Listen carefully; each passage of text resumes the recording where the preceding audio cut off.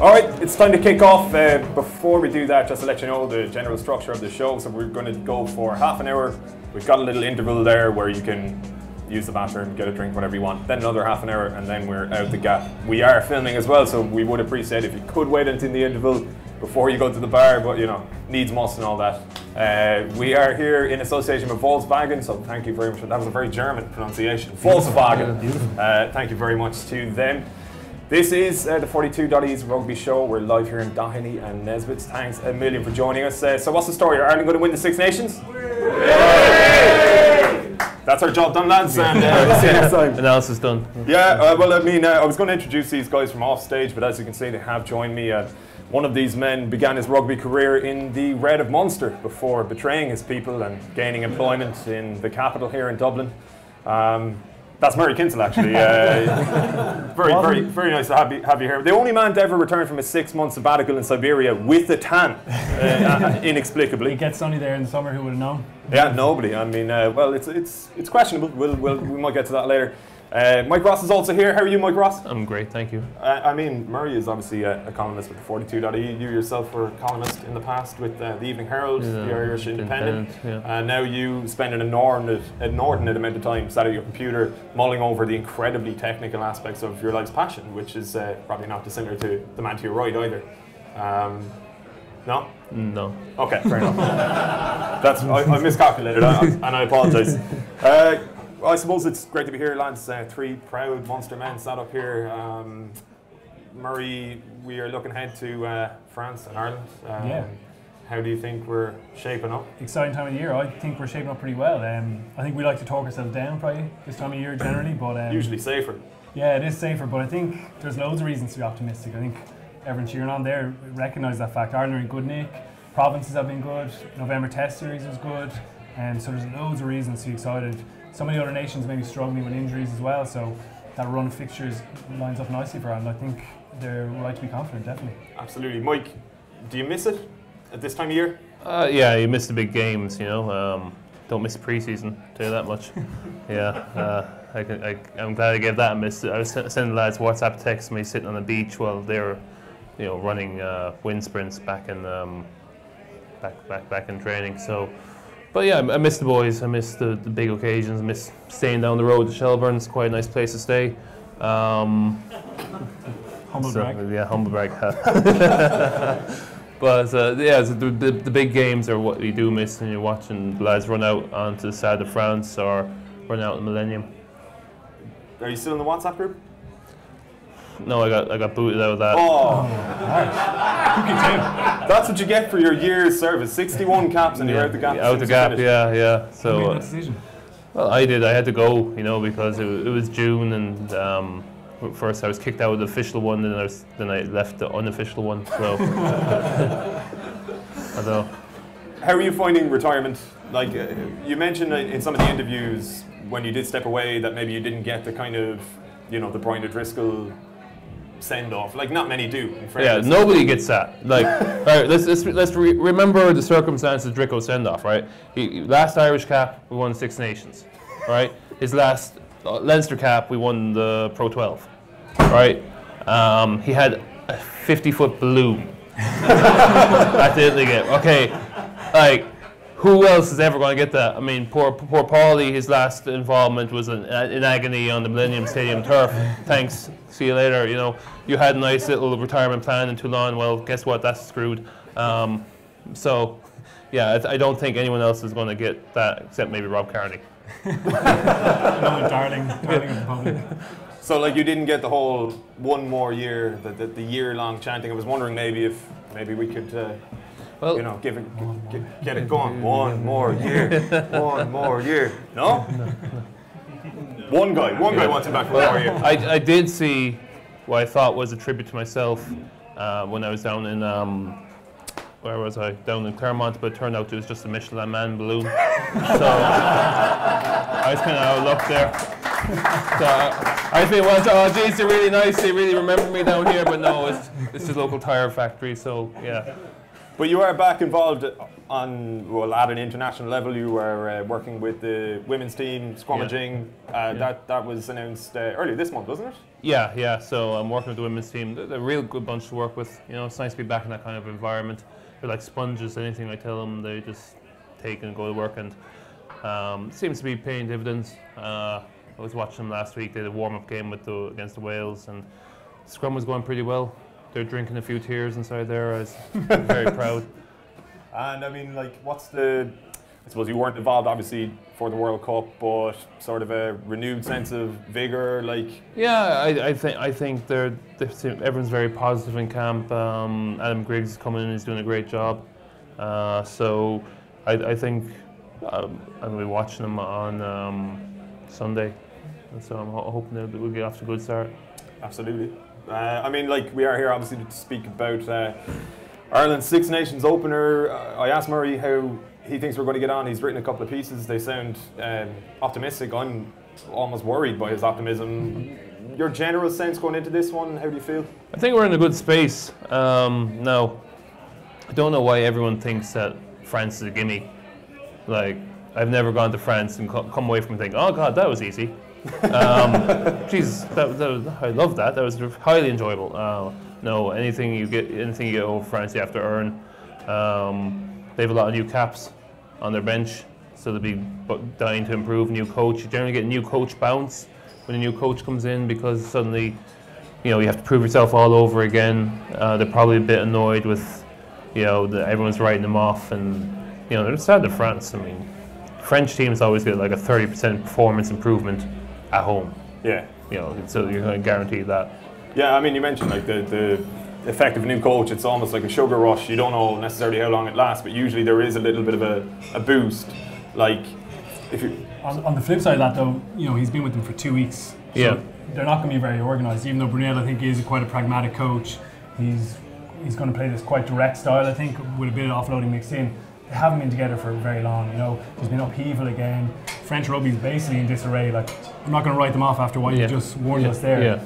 But there's so many reasons there for Ireland to go away now and beat them. Like last time in 2016, they lost in Stade de France.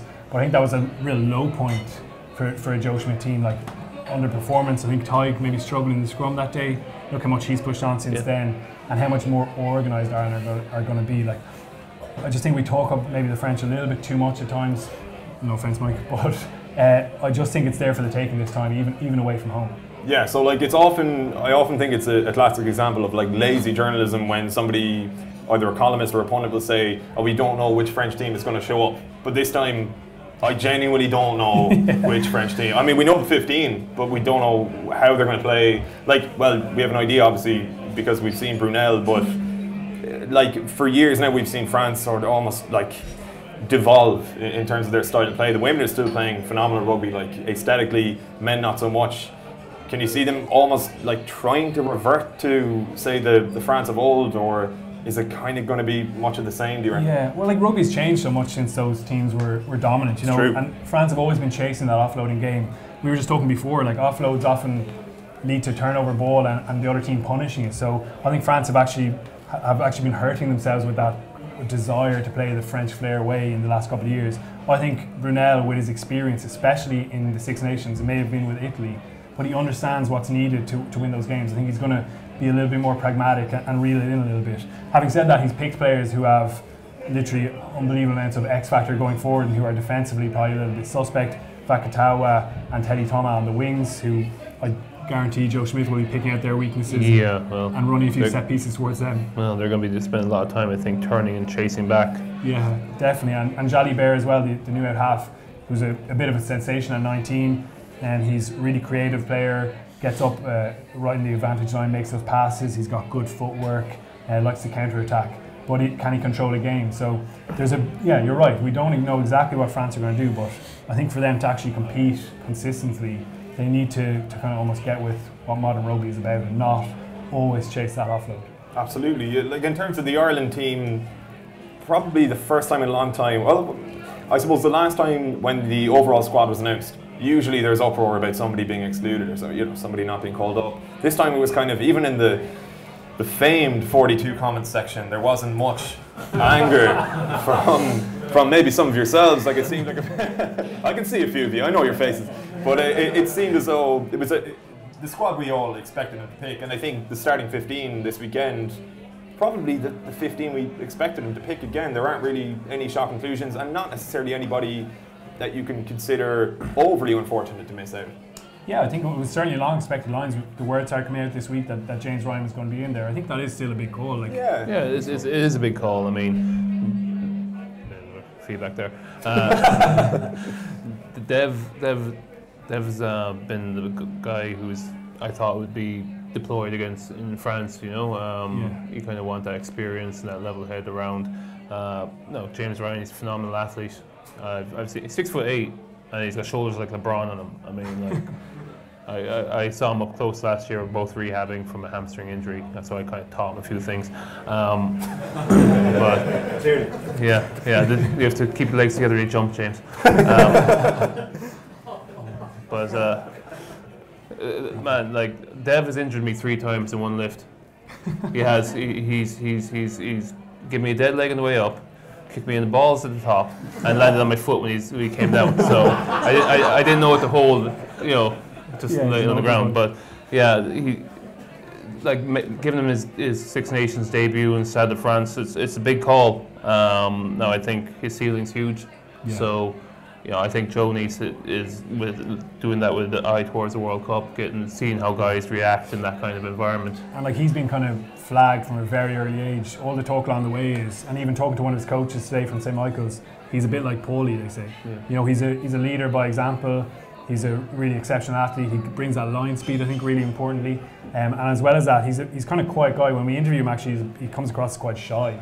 But then behind the scenes, apparently, he's very effective. Yeah, he's obsessed and he's very effective with his kind of communication. I think he's a really good leader. He says exactly what needs to be said. Not a lot of fluff, not a lot of shouting and roaring, just really concise. So I think he's probably a future Ireland captain.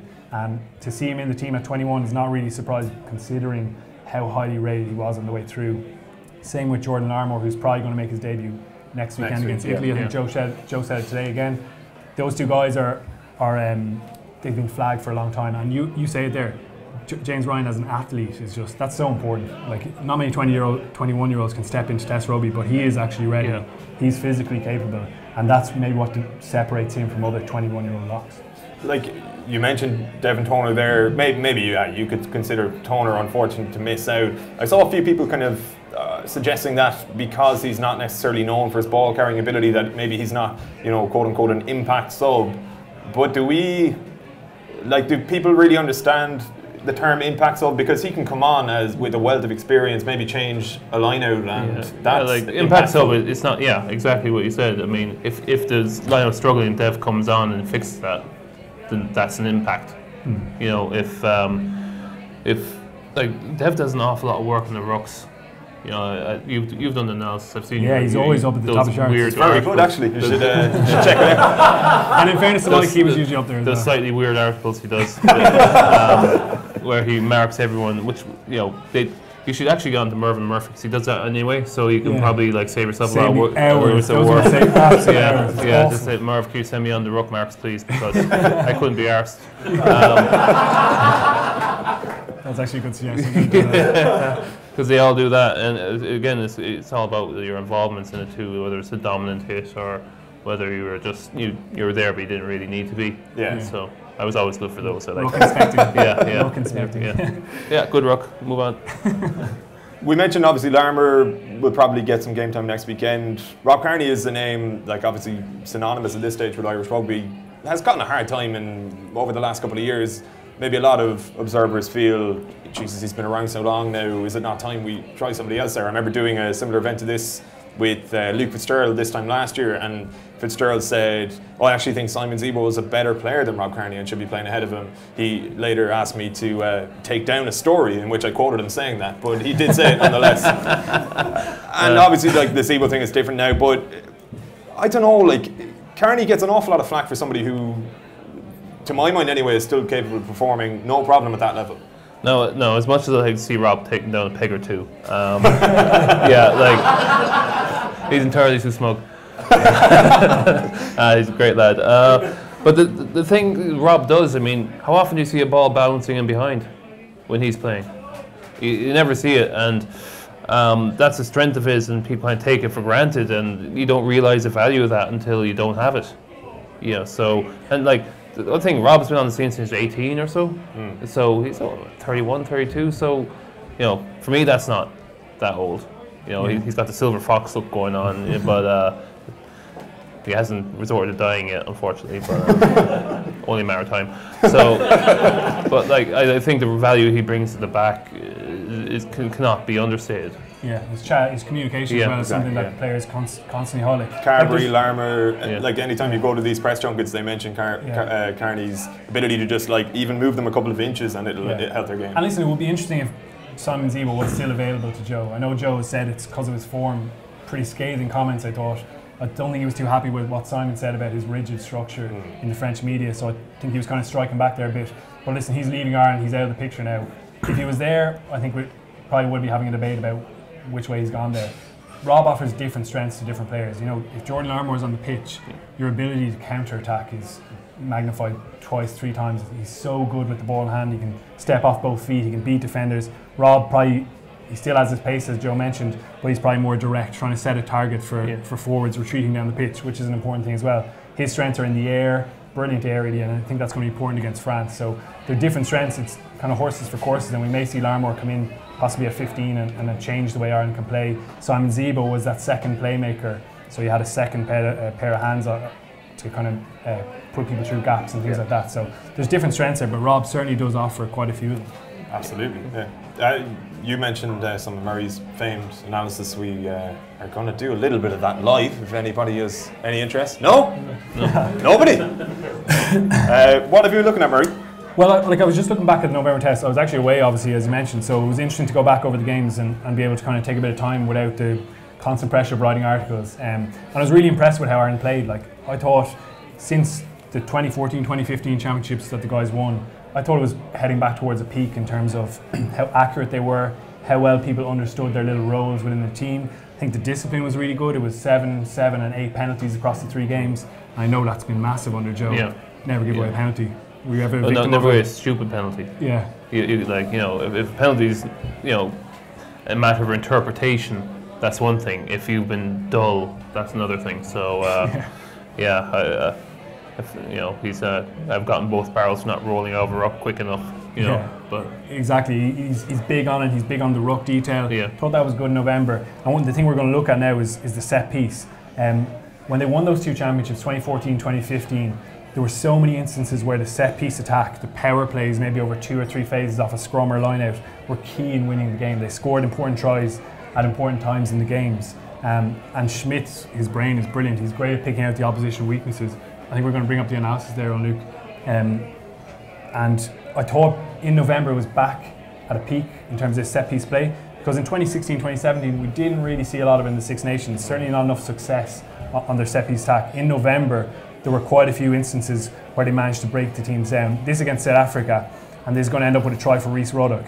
But it's all about each player kind of getting their role right. This here is Dave Kilcoyne. He comes from the front of the line out, and Dev's going to pop it down to him. You've already seen Sean O'Brien, he had started in that position, and he crosses the 15-metre channel so that Kilcoyne can hit him with a pass.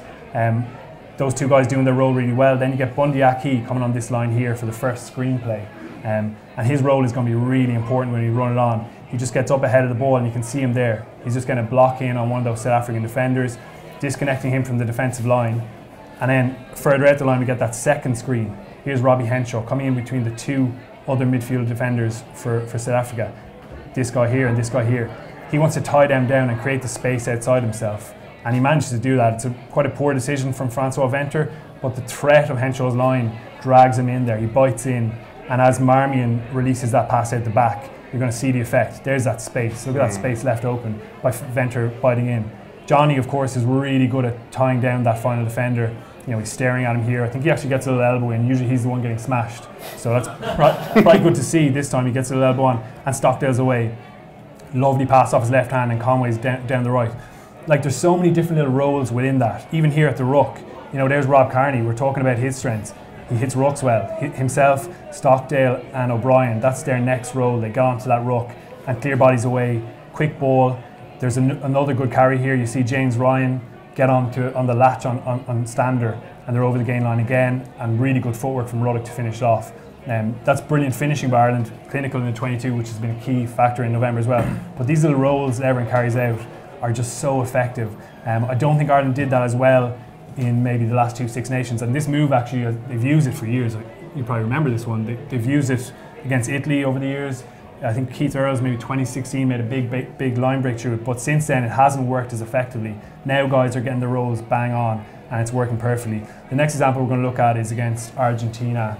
It's a near try, but you mentioned, Joe, picking out opposition weaknesses. I think this is a really good example.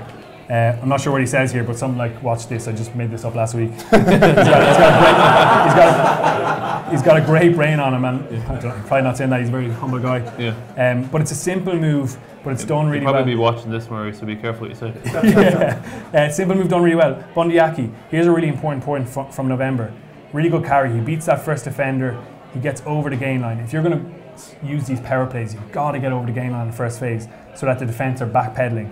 He does really well, he's really powerful obviously, and then you see 3 guys resourcing that ruck, Furlong, Farrell, O'Brien, and Argentina don't actually go and compete here, but if they do, Ireland still have those guys carrying out their role, clear over the ball and get quick possession. Conor Murray picks up, I don't know if anyone remembers this, he's going to kick deep right there, but we just want to highlight pot of forwards here, pot of forwards here. Those guys are running close to the ruck because they want to tie in those defenders for Argentina tight to the ruck. They want them to condense like that. So there is room for the kick, essentially. Exactly, and leave the space. You know, the fullback from Argentina is already covered across the pitch, kind of pendulum. Yeah, so Landako, the scrum half, Joe Schmidt has picked out that he defends in that tight channel off the line out. He's left exposed out there on the wing on his own, and you see Adam Byrne right up there getting really flat, ready to chase that kick. You can see how much Landako struggles, he falls over, literally inches away from a brilliant try. Also off scrum, like you were holding up that scrum for years. Joe is massive on that platform. Yeah. Because he wants to play off. You know, he wants to play off every time. Other teams. Well, you have 16 forwards in a small 5-metre space. So why wouldn't you want to play with that space? You can manipulate the opposition. Yeah. So we're going to see a prime example of that. This is the try that Jacob Stockdale scored off Farrell's pass. Again, we're going to see a really important Bundee Aki carry. Simple stuff. He kind of dummies, but he beats that first defender over the gain line again. And now Argentina are backpedaling to get into the line. You know, they're struggling to make a good decision because they're moving backwards, Ireland coming onto the ball. And again, everyone doing the role really well. Chris Farrell gets on the ball, he's nice and flat. And you've got actually, it's important to know here, Peter O'Mahony's come all the way around here. We're going to get another angle. It's interesting to see what his role in this is, just dragging out the defenders. But Farrell flicks the pass away, Johnny goes through, and a pretty routine finish for Stockdale, showing his pace as well. But when we get that reverse angle, it's really interesting to see what happens. There's Farrell, there's O'Mahony, he's come all the way around, and he's just going to keep those defenders out here interested, as well as the other guys on the right for Ireland. We're just going to slow it down a little bit. As Farrell gets the ball, the key for Argentina here is the fact that Iglesias bites in here. He actually needs to stay out and defend on Sexton there, because that tackle is actually being made on Farrell. Instead, as Johnny and Stockdale come around the corner, Iglesias has bitten in again. Ireland have dragged him into that, because remember, he's backpedaling, he's not really setting the defensive line, because Bundy's got that really good carry, and away the pass goes. I actually think that pass is supposed to go to Stockdale. I think Sexton was supposed to drag Iglesias a bit further out, so it looked really good, but Joe probably actually called the lads up on that, I'd say. That was supposed to go to Stockdale. Anyway, they score, another example of a good strike, and we're going to take one more look at one more off the scrum. They don't actually score off this again, but good platform. You see Murray getting the ball from Stander. He sends a tunnel pass to Sexton, and they run that very famous loop play a little bit further out. Sexton puts Conway down the right. They don't actually score a try, but I think the South Africans concede a penalty, so it's a 3-point set piece attack. Let's just look at the little rolls again. Everyone executes. There's Bundee and Stockdale. They're the two guys running that tunnel. And Bundy's line again is really important. He wants to get outside this defender here. He just wants to disconnect him from the rest of the South African line. As we run on, you can see that happening. Look, he just gets in front of him, just there. And now Ireland are left with a 3-on-3 for their little loop play. And importantly, you've got left wing Courtney Scossan going to bite in, so that leaves a space wide on the right. The lines actually from Henshaw and Carney, they're really subtle. Rob runs really good lines actually. He's going to kind of come out and back in here, because he wants to force Scossan to bite in there. and he gets that really well. Almost like an NFL running route for a wide receiver, in that like you're almost feinting one way before going the other. Exactly, yeah, the little detail. But Henshaw as well, like a lot of people imagine when they're running a loop, I'll go through there, straighten it back up. But he actually subtly just gets to there because he wants to tie in that defender as well as that guy, so that when Johnny comes round, he's going to be completely unmarked. And you see that happening. It's a really good pass from Henshaw right at the face of the tackle. Away Johnny goes, and they get 3 points out of it. Just a few examples. There was loads of others. We could go on for 10, 20 minutes here with just this set piece, but for me it showed guys being really aware of their roles, and it showed me, it was a prime example of them being back towards being really sharp in November, and I think they'll be at a peak where they were in 2014, 2015 in terms of the set piece especially. Yeah, I'm glad I called heads when we flipped a coin as to who was going to do the analysis tonight. I have to say, fair play to you, Murray. Well done.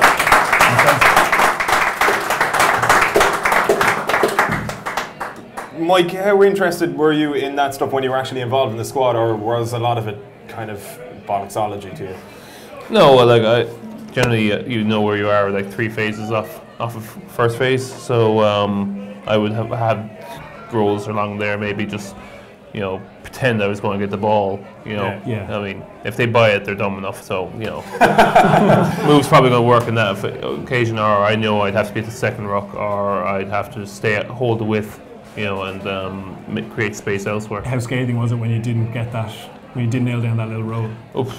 It wasn't pretty. I generally didn't happen more than once. Okay. So that's one thing. If you come into camp, even if you've never been in there before, you're expected to know your role, know what you're supposed to do. And the first thing guys do when they come into camp, they go straight to the laptops. Right. And they review, we'll have a walk through that evening. Just inside like a ballroom or whatever down in Carton House, you just walk through what you're going to be doing, and it's not there's no physicality to it at all, but it just ties you in. I mean, like we'd probably do about 4 or 5 walkthroughs a week. And is the walkthrough for the benefit of somebody who hasn't been in camp before? Even like you're going in new, you're expected to know what to do. This is your opportunity to learn it. Get it off. Yeah. One so time.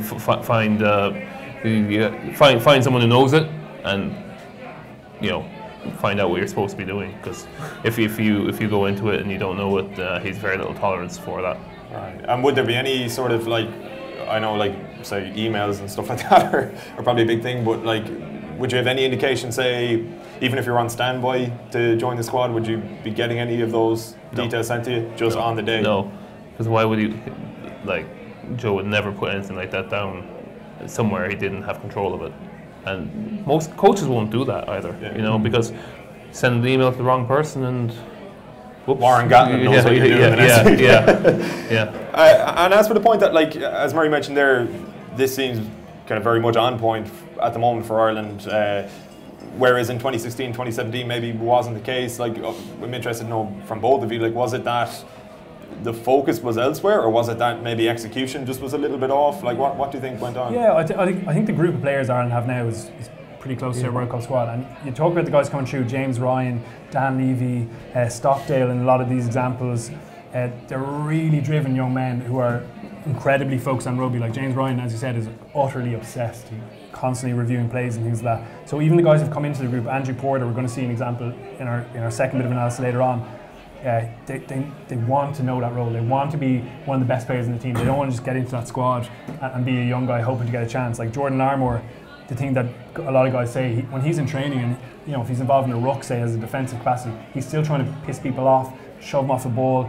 They're bringing this attitude that I should be starting. It's no longer good enough for a young guy to come into the squad and just kind of make up the numbers. These are really good young players that Joe Schmidt has got into his group, so I think the kind of combined collective mindset is really strong again. And Joe is probably more focused as well. Not that he lost form, but this happy stuff is looking good again. We do have to be careful. He is watching, as we know. He's always watching. He's always watching. Now it is half time, folks, so if you want to go use the bathroom, get a drink, anything like that, please do. We'll be back in about 10 minutes time, so until then, can everybody hear me down the back? Lovely. We're not missing anybody, are we? We can hang on if there's anyone in the jacks or whatever. All good. Either everyone is here or you're terrible friends. But we're going to kick off with a couple of questions here, actually, from you guys. Peter Ryan, I don't know if you necessarily want to identify yourselves. You might want to remain half anonymous. Peter Ryan asks, Will the France-Ireland game be affected by Joe Schmidt's comments towards the ref about France's tackle history with Johnny Sexton? And if so, in what way? And how hot are those lights? That's a separate question. Incredibly hot is the answer to your second question. As for whether the referee would be influenced by Schmidt's comments, who's to say, I suppose. Do you reckon that referees can be influenced by pre-game comments by a coach or a player? I know that they'll meet, often the coaches meet the referee separately a couple of days beforehand and outline their concerns, like, oh, France are cheating buggers here, and but definitely there should have been some cards issued in the last outing inside of France. You know, there was some ones that were very surprised that nobody got put to the sin bin or sent off. I mean, certainly, judging by the way decisions have been going recently, there's definitely a red card in there at some stage. So, I don't think it's Wayne Barnes, isn't it? Yeah. So I don't think he's. It's Nigel. Or it's Nigel. Yeah, I don't think Nigel will care one way or another what anyone says to him. Nigel will be Nigel. Yeah. So. Yeah, you mentioned contact with the head. Like that's. Yeah. I was talking to one of the refs yesterday, and they obviously have focus areas for each championship. One again is that contact with the head. Any contact with the head, you've seen it recently, you're off, you're gone. You've no chance of escaping probably a red. The other things are the bind on the scrum. I think they want to have that gap. So even when you've bound, they want to still have a little bit of a gap before they engage. The other one is around the ruck, actually. I think we've probably all seen it quite a bit recently. Players not rolling away, but actually being pinned in by the attacking player. I love that one. I love that. If I saw someone on the wrong side, right, you're staying there. I'm going to point at you. Yeah. Well, it's guys like Ross they're trying to punish now. Yeah. I think they're going to push big punishing guys for like. He's not rolling away. Trap him in with your leg. Yeah. You see so much of it, but I think they're going to try and watch out for that. They've been warning players, but I think they're actually going to penalise them. Like the whole contact with the head thing is such a difficult one, because if you think about the basic physics of it. I mean, I've gone in for a low tackle and the guy's ducked. Now, like often you go like that, you're already kind of closing the eyes, you're dropping into contact, and the guy's kind of ducked into it, and you haven't targeted his head, but he's kind of gone down into it. Now, I think Nigel is a bit more feel for the game that way, you know, the strict letter of the law interpretation, but I mean, stuff like that, you're going to get some ridiculous red cards out of it. Sometimes it's just unlucky, but concussion is such a big thing in rugby now. They have to it has to look like they're punishing anything that's going to lead to a possible concussion. I think that's where it's coming from. Players are unlucky, and it's happened a few times. Even out the tip tackles and the sanctions for some of the tip tackles, it's interesting because I was speaking to someone who had spoken to a player, and they said basically at the top of that tip tackle now, the player who's being tackled can decide, I'm going to get this guy a yellow or a red. If he tucks his body, yellow card, he's going to land on his shoulder. If he's stupid enough to get driven down his head, well then he can make that decision and the player's going to get red carded. So again, there's like, where's the balance there? You know, you saw that one against Quinn Roo, I think it was a Connacht Munster match around Christmas, and he tipped Earls over, drove him into the ground, but it was a yellow card because Earls landed on his shoulder. That exact decision, I was thinking like how flawed this rule is, because it's almost circumstantial at that point. Like if the intent is to tip a man over, to me it shouldn't matter whether he lands on his head or barely lands on his shoulder and then his head. It's not as if the tackler is in control of that eventuality. They want to give clear directives to the refs with all this stuff. All he has to do is tick off the checkpoint. Do you land on his shoulder? No. Yes, that's a yellow. Do you land on his head? That's a red. It makes it easier for them, and it's obviously easy refereeing a match from the couch or from the stand. We all do it all the time.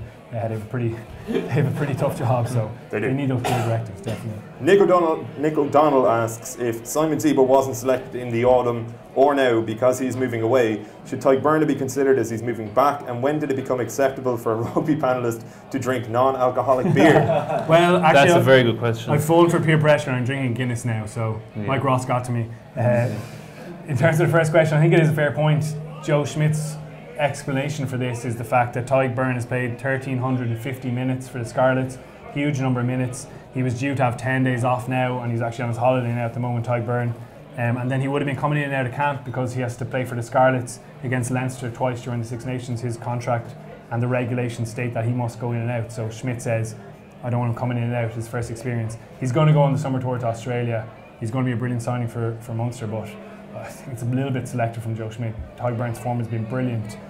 He's also played a bit in the back row, so Schmidt was looking at that as well. So that's the reasoning from within the camp, I guess. But I think it's a fair question. I think the important thing to note is there's no, unlike Wales, say, there's no formal policy around this, right? So if there's an injury crisis, he will absolutely call up Tadhg Beirne. Yeah. Or if there's an injury crisis, he'll absolutely call up Simon Zebo. Right? We haven't formalised it. We're not. There's nothing to bash us with. So if the circumstances warrant it, these players will get called up. There's no prescription against it. Yeah. But I think, you know, if you want to retain players in Ireland, there has to be consequences to leaving. You know, otherwise you can't compete with the wages on offer in France. You just can't. So you have to show the players here. Well, you know, you get looked after here a lot better. There's the Charlie McCreevy taxing. Thank you. And there's also the fact that you will lose out on your opportunity. If it's 50-50 call between you and someone else, you're going to lose that every single time. Yeah. So they've got to double down their policy. Yeah. They've made it clear this is the policy. Don't leave unless maybe you're Johnny Sexton and Joe didn't make the decision to let him leave. But if you're gone from Ireland, you're gone from the national team.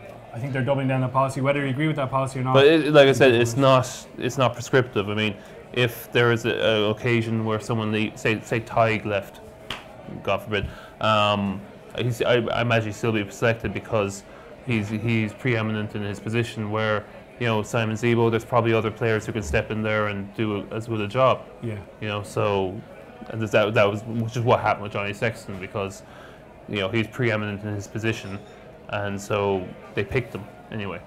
Yeah. Do you think there's credence to what Schmidt says about Zebo's form playing into the fact that he wasn't selected?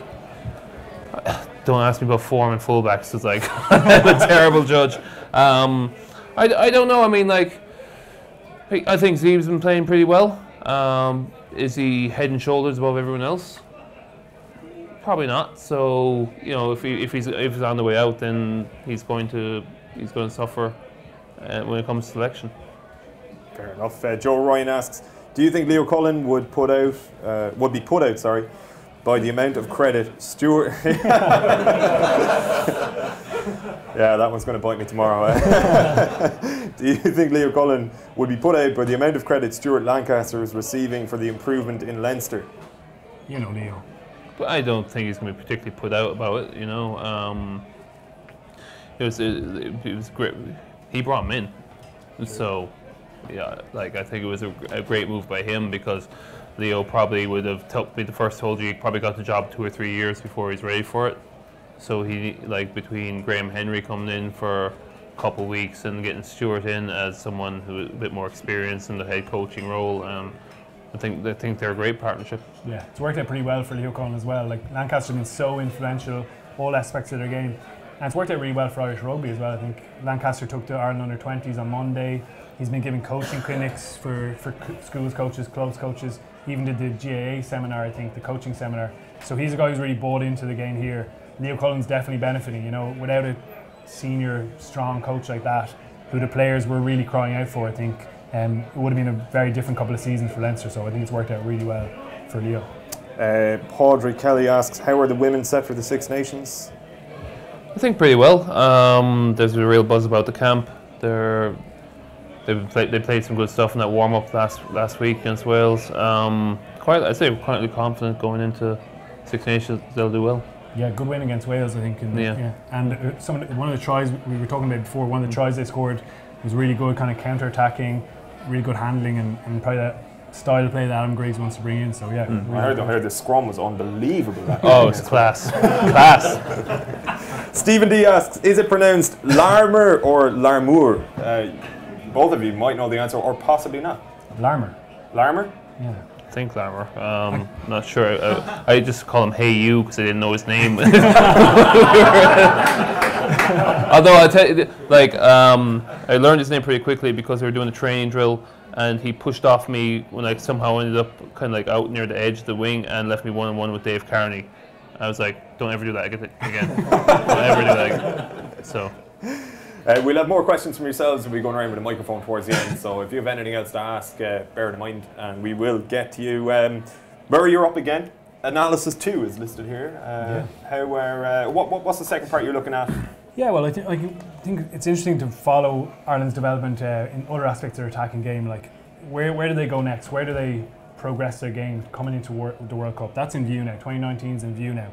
And we were talking to Joe Schmidt at the Six Nations launch last week, and one of the really interesting things, he tends to put his little subtle points in there mixed into about a 5-minute long answer, and you pick out the little nugget. But he talked about this new breed of forward coming through in the Ireland squad. James Ryan, Dan Levy, Josh van der Flier. These guys who are a little bit more comfortable handling the ball. And he said maybe 4 years ago, no offence Mike, but he said maybe 4 years ago he didn't have forwards who could do that kind of stuff. Yeah, excuse me. You just weren't allowed. You weren't encouraged, really? Did you not see him a little offload to like Josh van der Flier against England a couple of years ago? Come on. I'll dig that one out, I'll tweet it out. Thing of beauty, yeah. Yeah, but I think Ireland have probably got forwards now who are more comfortable handling the ball. We're going to look at a couple of examples here from November and a couple of examples out of the provinces as well. It's just an exciting aspect of the game, and even in the last couple of years, I don't know if you can bring up the stats on Luke, can you? Just the percentage of passes by the forwards has just gradually risen. It's only been a slight rise, but back in 2014, 13% of Ireland's total passes were by their forwards. Dips down to 11% the next year, World Cup back to 13, and then you can see over the last couple of kind of big series, the percentage of Ireland's total passes by forwards has gone up slightly. Like, it's not a great leap, but it's just a slight growth in their game, and I think we can see it on the pitch. Like, those numbers, I checked them out actually after putting this package together, and I was obviously delighted that the stats had backed up all that hours of work. Yeah.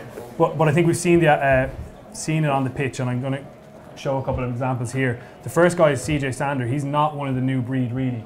I remember he came to Ireland, and at the start I thought he was just a kind of flat track bully. I think that perception is still out there, but we're actually seeing him a lot more now, passing the ball. Like, he's still going to have huge carry stats, but in this example, he's the guy in that front pod of 3 forwards, and Johnny Sexton's out the back. You're going to see this pattern quite a bit in the next couple of minutes. And he just turns, swivels, plays a pass to Johnny Sexton. Rory Best runs that hard, kind of flat decoy line, and they go out the back door to Bundy Aki.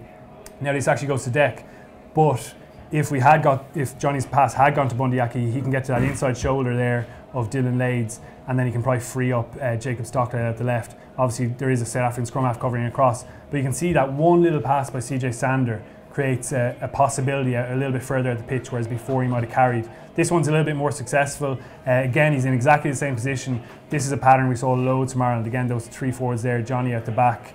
And it's really interesting to see them exiting their 22 in this way. You see the second wave of attack, there's Cian Healy running a fat line. Peter O'Mahony's going to do the same here, a kind of double screen again. But again, it's that little pass from CJ Stander. It's not particularly brilliant at drawing in a defender, just allows them to get to a different space of the field, and they make yards up the left. We see it here from Munster, even with his province. Like, this is a prime CJ Stander boshing situation on the pitch. He's 5 metres out, like, carry hard. But now he just realising how condensed those forwards are there. Just turns, swivels, releases the ball out the back. Now Ian Keatley can expose this isolated defender. He can run at his inside shoulder, it's Yannick Nyanga, and free Farrell there.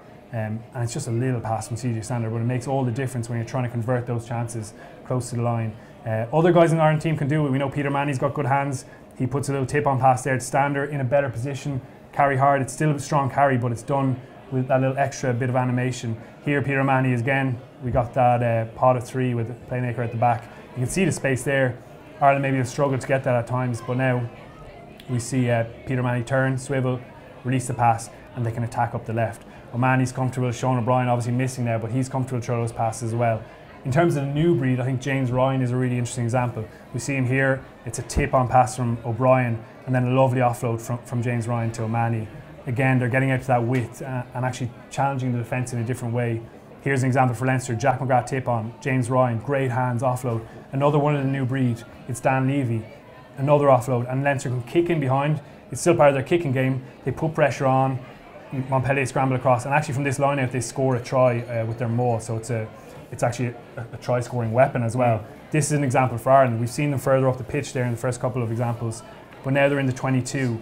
And people probably remember this example, Joey Carberry. It is all about his magic. He dances between the defence, lovely skip pass out to Sweetenham. But again, it's that little link pass. It's Rob Herring in the front line, who actually had a good November series, I think. And he just links, when we see the reverse there, he's in the middle of that pod again, look, exactly the same setup. And there's Herring on the ball there. What Andrew Porter does here is really important. He's on his right, and he's just going to run this hard line here and kind of close off that Fijian defender. When you run it on, you can see Porter get that block, and look at that disconnect now. Just there. That's what Joey Carbery lives for when he's on the pitch. Also, that's a tight head prop. Again, I feel like I'm abusing tight head props tonight. Sorry, but that's what Joey Carbery wants. He wants to run at a guy like that. You can see his footwork turn on. Just that little link pass makes a big difference. And then our final example is against South Africa, the last try of the game. Again, Carbery integrity evolved. He crossfield kicked. Sweetenham gathers the ball. Herring actually hits the ruck really well. And Ireland are into the 22 in a position where, you know, generally we've probably seen them smash that ball up. Let's beat this team for work rate.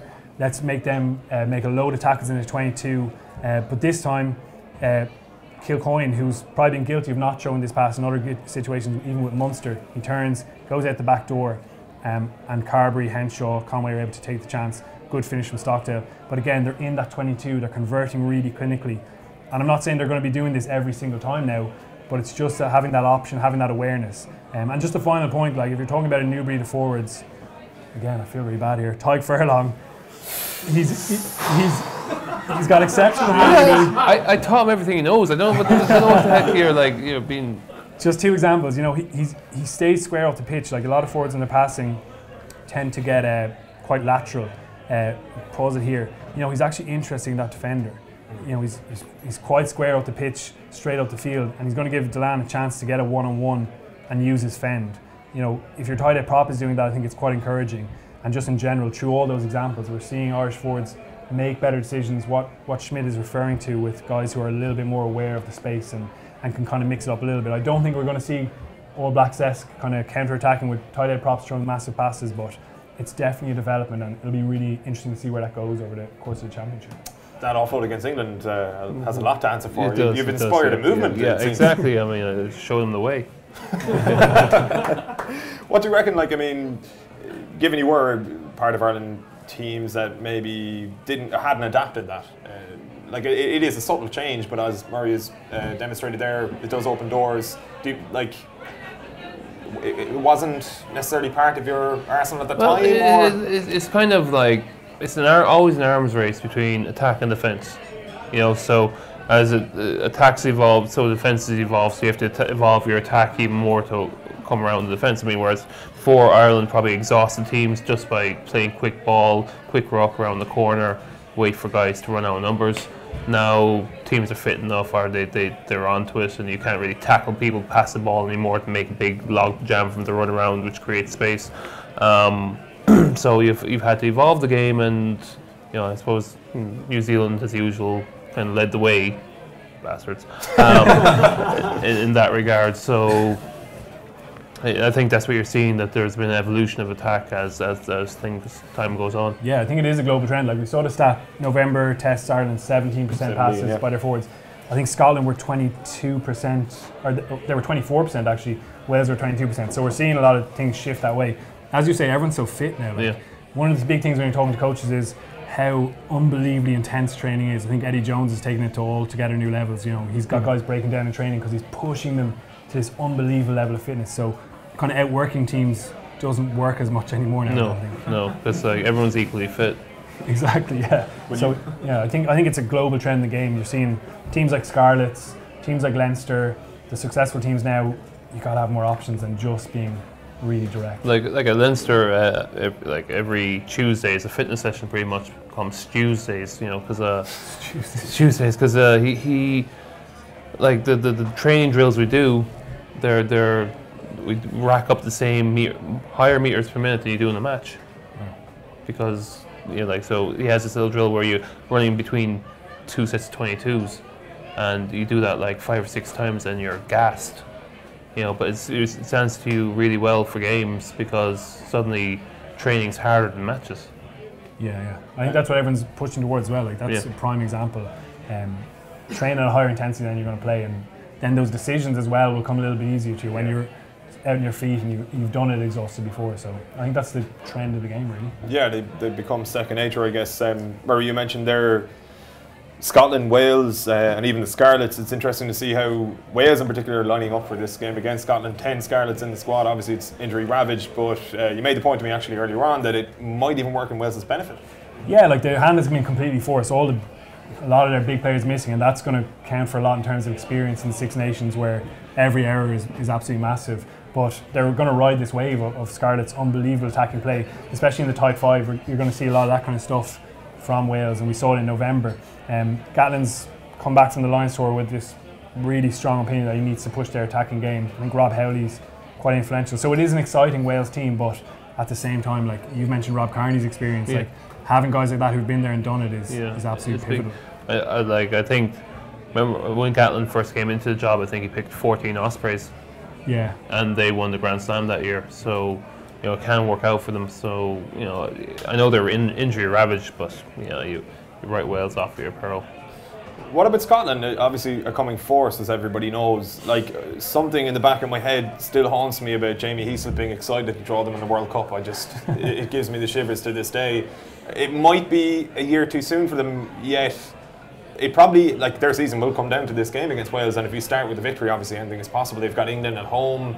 You bring this sort of a manic Celtic intensity to that game, and who knows what will happen. How do you think they're coming along? They're coming along really well. I mean, look at their autumn results now. But it's probably going to work against them for the Six Nations, as they've been absolutely denuded in the front row.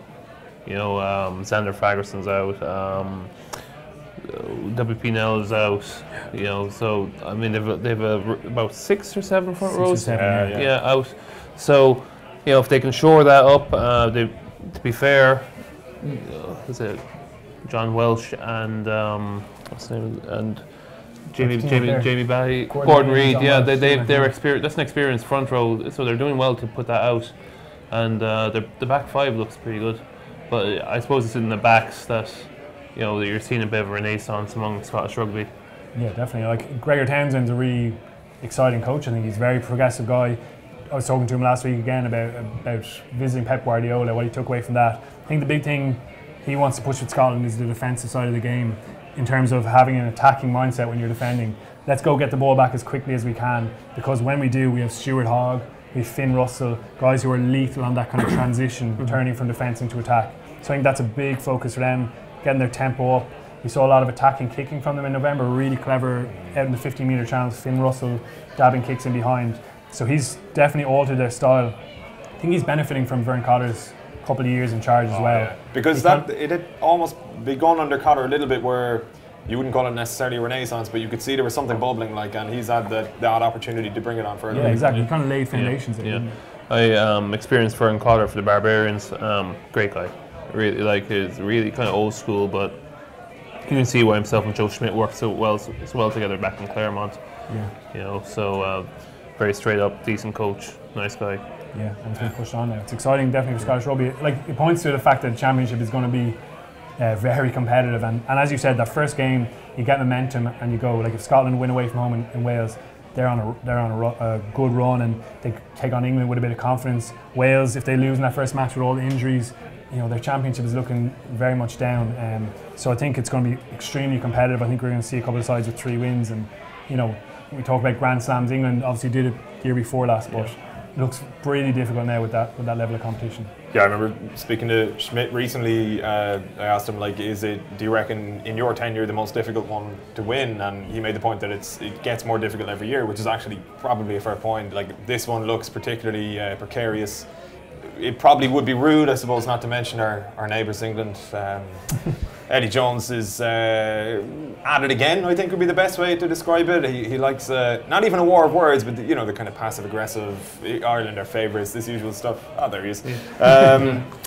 Joe Schmidt always plays it off very well, I feel, but it has to annoy him a little bit. I'm not sure it'll influence anything, but can anything be taken from these supposed mind games? What's the point of them from Jones's perspective? I don't know. Maybe he feels it helps take the pressure off his team. That could be one thing. I mean, Jesus, I know England have injuries, but they don't have a bad hand to pick from anyway.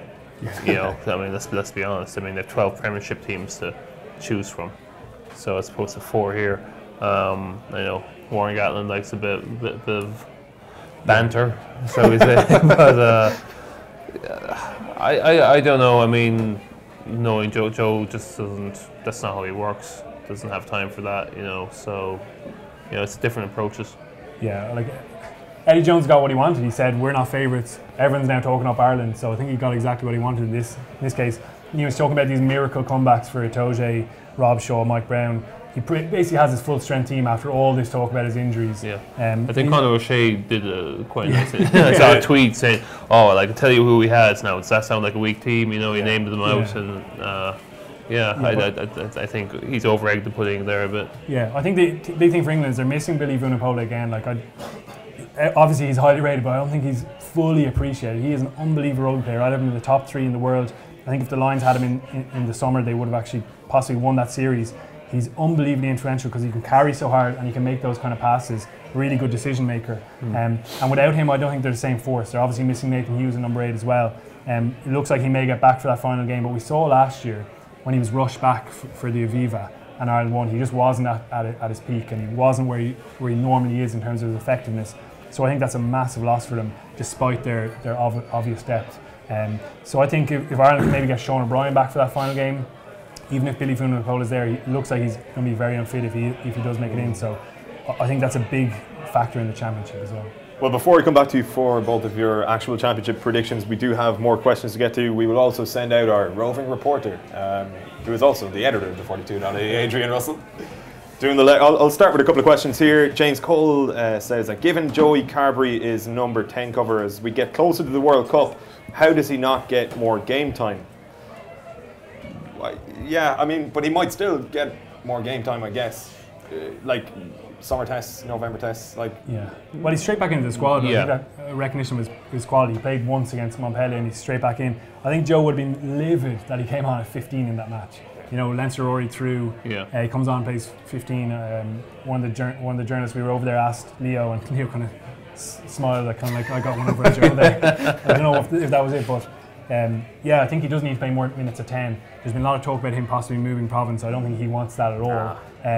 But we need him to play minutes at 10 because we saw in the last World Cup when Johnny went down. Yeah. Ian Madigan, excellent player, but he wasn't at Johnny's level. He hadn't had enough exposure in those big games. And that's been the big thing for Ireland over the since the World Cup really, is the depth. And they've grown in a lot of positions, but I think Carbery needs to get more minutes. It's a really good point from James. Yeah, Connor WW, with the advances in strength and conditioning, do you think it's possible for the game of rugby to continue the way it is for much longer in relation to player welfare? I might put that one to yourself, Mike. It depends. I mean, we're very well managed in Ireland, right? They came out with some proposal there. I was talking to Murray about this earlier. Let's condense the Six Nations down 6 weeks. That's madness. You need that break to recover and recuperate. I mean, there has to be a balance struck between the commercial needs of the game and player welfare, because as you meant, players are getting bigger, the hits are getting harder, the minutes the balls in play is increasing, people are making more tackles, there's more rucks. So I think it just has to come down to not shooting the goose that's laying the golden egg, really, and quality over quantity.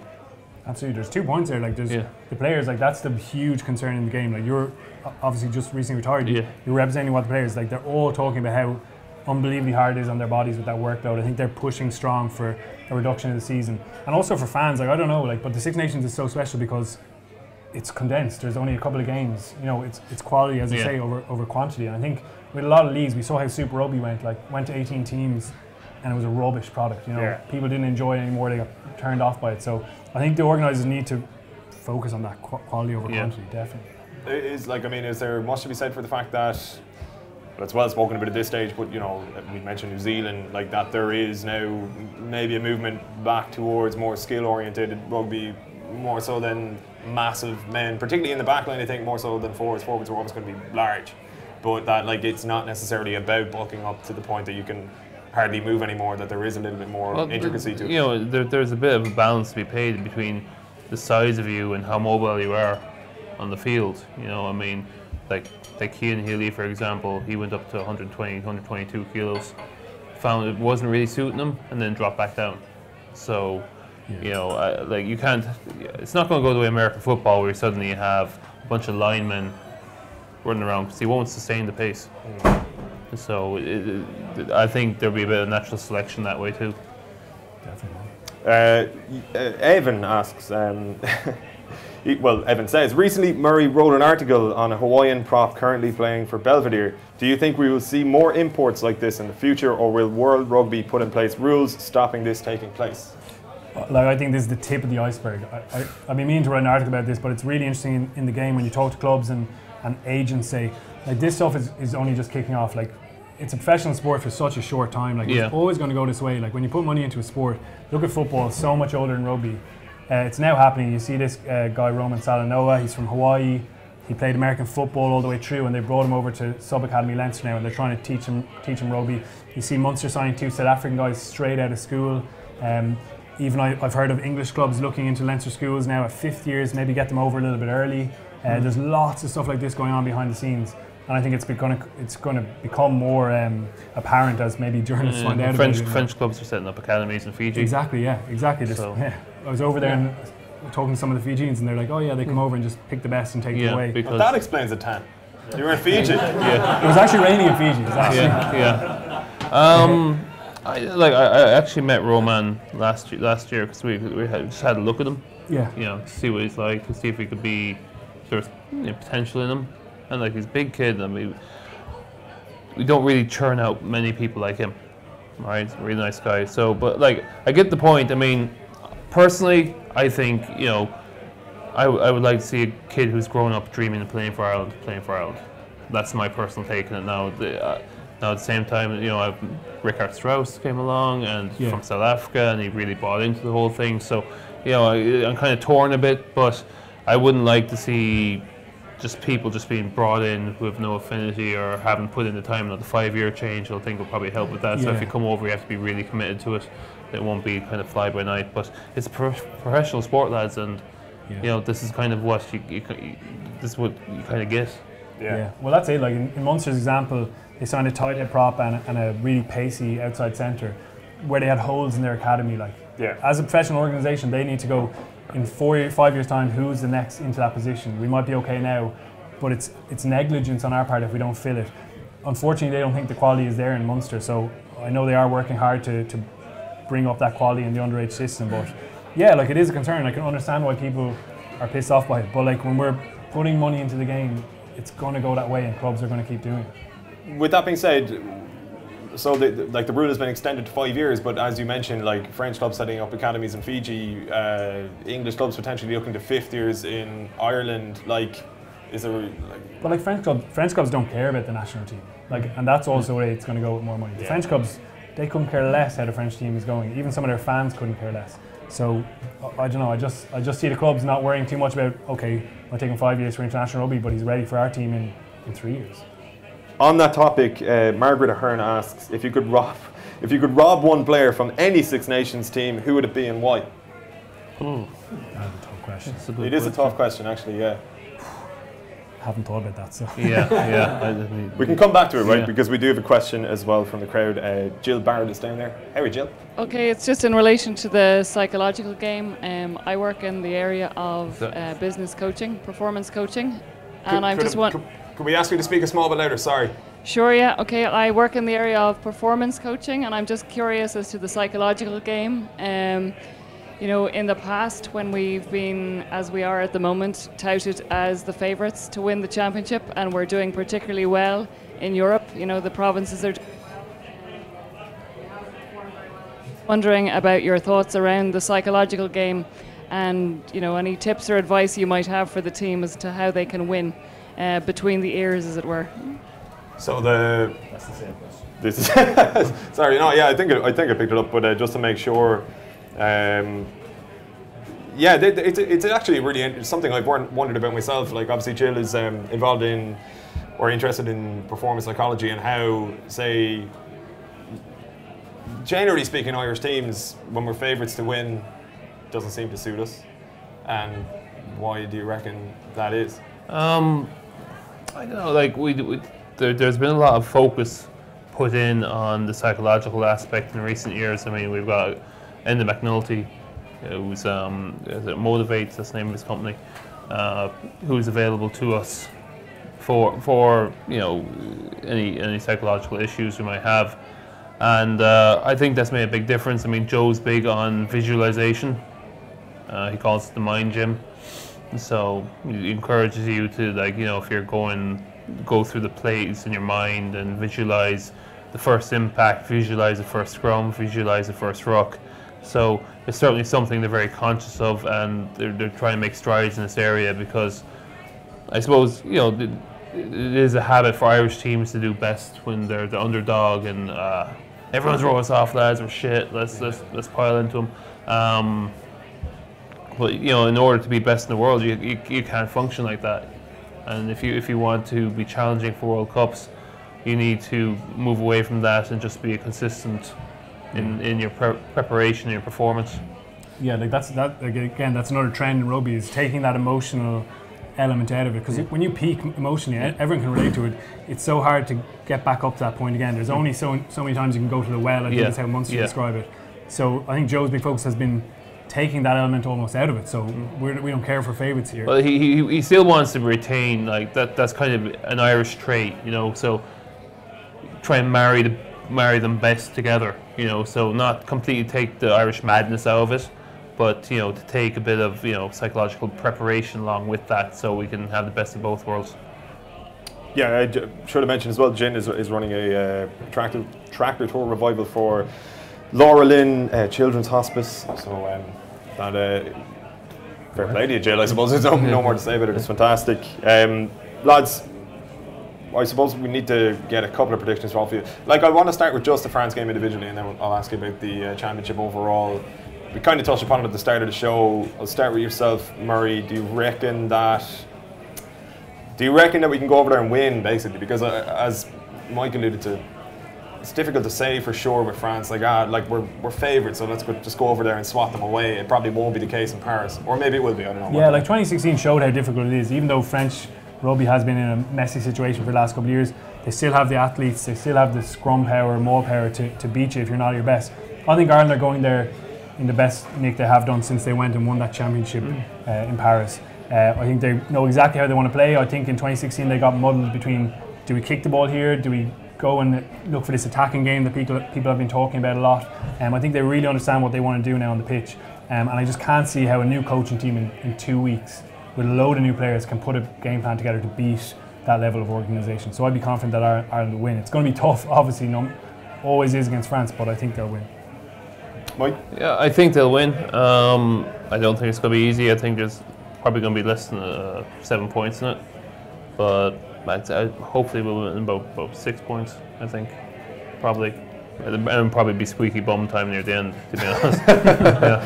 Well, we'll start with yourself then for the championship overall. Obviously, it's a bit of a minefield trying to predict it, but let's have a punt at it. Say if they start with a win as you go predict in Paris, it does open up massively for Ireland, like, and it may well come down to that last game in Twickenham. How do you see the tournament going? Like, are the days gone when you can kind of say, fancy Ireland for a Grand Slam here? Is it just about winning a tournament first and then? I don't think there's going to be a Grand Slam. Right. I don't think so. I think we're probably going to win it on points. You know, it might come down to the last game. You know, so are England away to Wales or something? England are away to Scotland and France. Home to Wales, away to France. Away to France. So I think England will lose at some point. England, they might squeak home at home, so it could be down to points difference. The old-fashioned way. Yeah. I go along with that. I don't think there's going to be a Grand Slam. I think Ireland will do enough. I think England might actually slip up before that game, win the last game, and we'll have a situation like last year where you're celebrating after losing the game. I just think Ireland's squad is in a really good place. They have a nice element of youth in there. They have some experienced heads. Johnny Sexton's having a great season. Tadhg Furlong, probably the best tight head in the competition. Conor Murray's probably the best 9 in the competition. I think there's so many reasons to be confident, and that run of fixtures suits them really well. Get over that first hurdle, 3 home games, and you can have 4 wins there before you travel to Twickenham. I think we're talking about favourites. I don't think Ireland should be shying away from the fact that it's there for the taking. That's it. It's been a while since we won at Twickenham, so we're probably due one. Yeah, it'd be a nice way to finish. Yeah, it'd be nice. So we're saying a Grand Slam. Yeah, Grand Slam.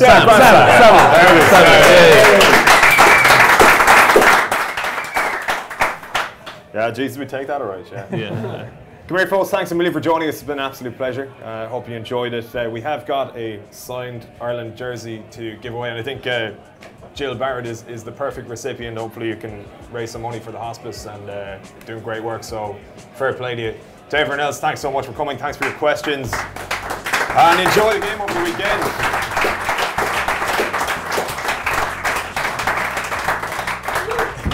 Of course, I forgot to thank our sponsors, Volkswagen, but I'll thank them now. Volkswagen. If you're going to buy a car, buy a Volkswagen. There you go. Cheers. Thanks a million. Exactly.